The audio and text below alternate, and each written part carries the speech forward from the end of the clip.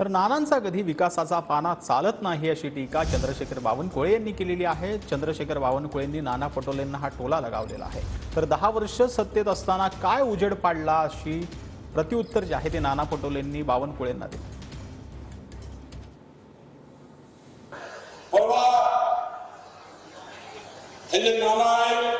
नानाचा कधी विकासाला पाना चालत नाही, नानाचा कधी विकासाला पाना चालत नाही। त्यांनी सुनील मेंढेवर टीका केली, आमच्या सरकारवर टीका केली। त्यांना म्हणा 10 वर्ष तुम्ही सत्तेत आहात, केंद्रामध्ये निवडणूक केंद्राची आहे, मोदींनी काय उजेड पाडलं ते सांग ना म्हणा।